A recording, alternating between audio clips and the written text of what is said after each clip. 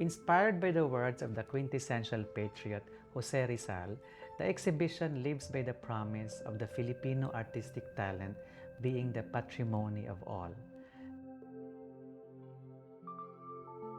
Rizal exalted Luna and Hidalgo in Madrid in 1884 when both painters were conferred high honors at an international exposition. "Genius knows no country," Rizal exclaimed. "It is the inheritance of everyone, present in nature and the birthright of both people and homeland, deserving the fullness of freedom." This exhibition presents a survey of works from exemplars in Philippine art from the late 19th century to the early part of the 20th. Juan Luna, Felix Resurrección Hidalgo, Fernando Amorsolo, and Juan Arellano painted what they saw and felt around them, but also conversed with what was being imagined elsewhere in the world. Around academic realism and impressionism, they layered their distinct visions of colonial allegory, the native sunlight, and the dream work of the primeval and the future. Alongside this survey are themes that discuss how the medium of Western-style painting played out in the Philippines and how the artists invested it with local material and sentiment. This locality was at once rooted and worldly.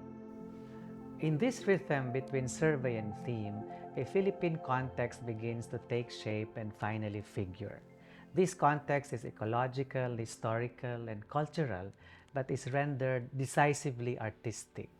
To a great extent, this story is also the story of the modern, how art and artists critically reflect on the social atmosphere and craft the complex visual language animating a broadly conceived Philippine sensibility.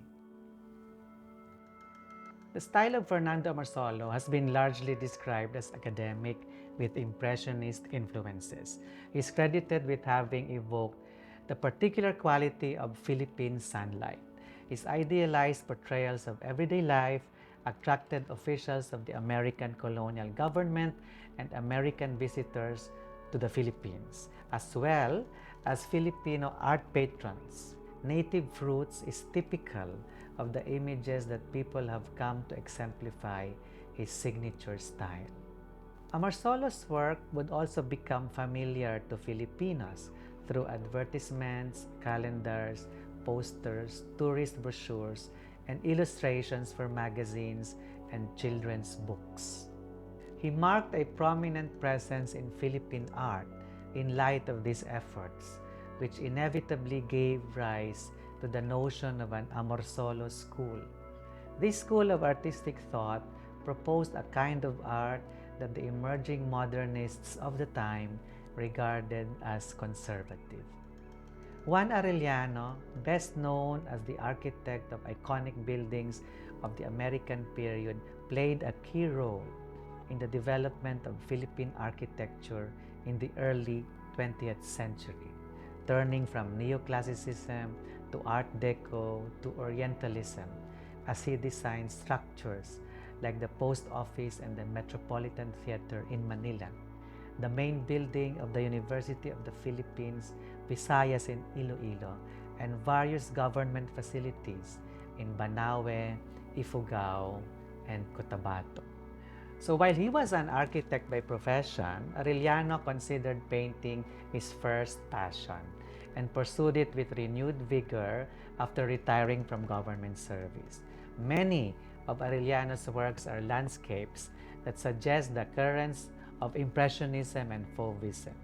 The critic Alice Guillermo says that where human figures are present in his landscapes, they become part of the drama of nature. Felix Resurrección Hidalgo and Juan Luna are known in art history for the awards they received at the National Exposition of Fine Arts in Madrid in 1884. They were lavishly praised by Jose Rizal and his revolutionary compatriots in Madrid, and their artistic contributions have become part of the nationalist narrative in Philippine art history. Hidalgo received a silver medal in that competition for Las Vírgenes Cristianas Expuestas al Populacho.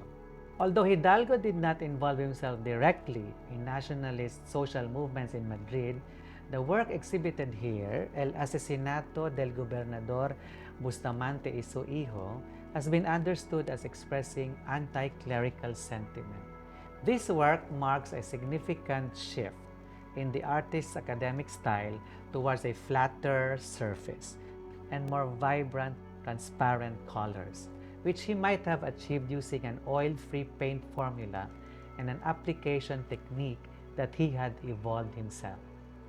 Juan Luna possessed the more overtly political temperament of the two 19th century painters represented in this exhibition. While in Madrid, he remained active in Filipino circles that pressured the Spanish government to enact reforms in the Philippines. He is synonymous with the formidable, if not overwhelming painting Spoliarium, which secured one of the gold medals at the National Exposition of Fine Arts in Madrid. His works in this exhibition refer to the realist and impressionist aspects of his artistic practice that present a fuller picture of Luna's wide sympathies as a stellar pathfinder in Philippine art history. The artists and the works in this exhibition were chosen to offer a glimpse of the achievements of Philippine culture from the 19th century through the years preceding the Pacific War. They are signposts and milestones in the long passage of struggle with the forces of history, but also the appreciation of the joy of art across both restless and tranquil times. Surely, this is not the entire story of those achievements. This is but a fragment that can only make sense if mingled with other visions and voices, ideas and imaginations of women, indigenous communities, and migrants who have rendered the Philippines in the broadest strokes of creativity.